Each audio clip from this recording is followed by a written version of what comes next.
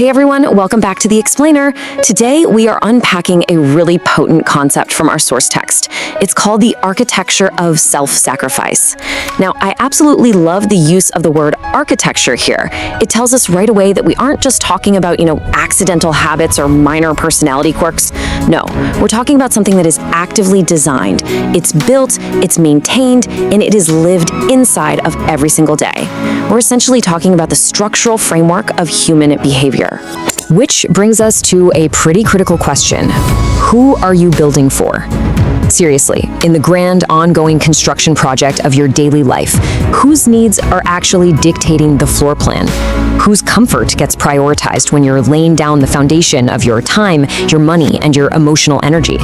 We're going to keep using this construction metaphor throughout the explainer today because, well, it perfectly captures the structural reality of the text we're analyzing. I mean, if you are constantly moving your own walls around just to make the rooms bigger for other people, you really have to ask yourself who actually owns the building.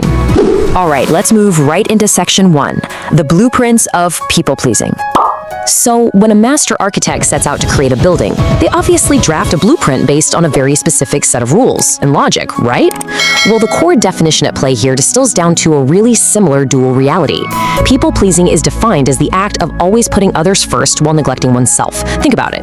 On the outside, you've got this visible construction. It's a beautiful, welcoming, super accommodating facade built entirely for the comfort and approval of others. And yeah, everyone loves interacting with that building. But the hidden cost, it's the self-neglect. It's like the builder spent every last dime on the guest house and left absolutely nothing for the primary residence, so the interior is just left entirely unfinished. Let's shift gears to section 2, putting everyone else first. Okay, so these are the load-bearing walls of this psychological building. Constructing a life where everyone else's needs are paramount. Well, it requires a frantic, non-stop kind of pace. You are constantly scanning the horizon for problems, basically acting as the emotional shock absorber for everyone in your social circle. And the absolutely crucial element here is the word always. Not sometimes, not, when it's convenient or when you happen to have a little extra energy, always. That one word takes this beautiful, totally natural human impulse of generosity and turns it into a rigid, inescapable mandate. It's literally the difference between occasionally holding a door open for someone and standing there acting as a human doorstop for your entire life. Because of that, there is a severe structural conflict baked right into this behavior, putting others first versus neglecting themselves. Look, you cannot pour from an empty cup, as the old saying goes. Every single time your energy is routed toward putting others first, it is actively stolen from the self. It's a zero-sum game of your emotional and physical resources. And the crazy part is, the more monumental that external structure becomes, the more the internal foundation just deteriorates. But what exactly happens when that foundation deteriorates a little too far? Let's slow things down a bit and look at section 3, the cost of self-neglect. I want us to just sit with that specific phrase for a moment. Neglect themselves. It's a really quiet, almost melancholic pair of words, isn't it? It completely lacks the flashy, active energy of putting others first. But honestly, that is exactly the point. While putting others first is loud and active and highly visible to the outside world, and hey, often rewarded with a ton of praise and gratitude, neglecting oneself happens in total, isolating silence. It's the skipped meals. It's the ignored boundaries. It's quietly swallowing your own opinions just to keep the peace. It is an invisible erosion. And when you are trapped in an architecture designed to just funnel all your resources outward, the inevitable cracks look exactly like this: burnout, resentment, and exhaustion. Burnout is the structural fatigue of the building. It's when the materials simply cannot take one more ounce of weight. Resentment, that's the internal friction. It's that bitter realization that you built this beautiful home for everyone else, but nobody is coming to fix your leaky roof. And exhaustion is just the total depletion of your raw materials. You can only defy the laws of psychological physics for so long before gravity takes over. Which naturally brings us to a really vital underlying question in section 4, the psychology of self-sacrifice. Why would someone deliberately build such a punishing framework for themselves?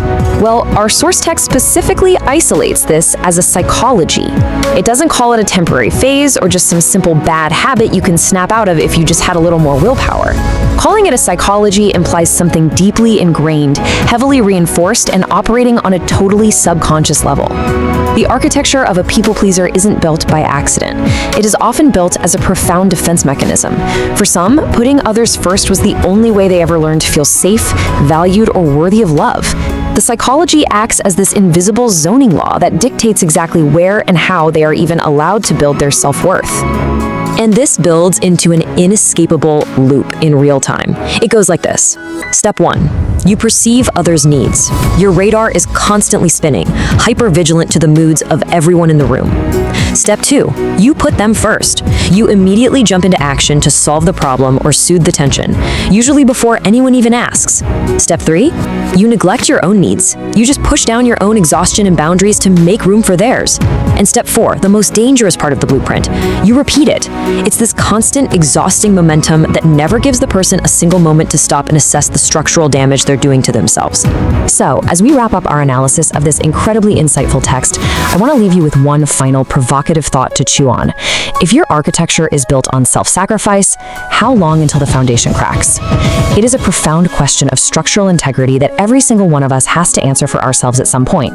Are you building a life that's actually sustainable, or are you building a monument to everyone else while your own foundation quietly crumbles beneath you? Thank you so much for joining me on this explainer today. Keep learning, keep building wisely, and I'll see you next time.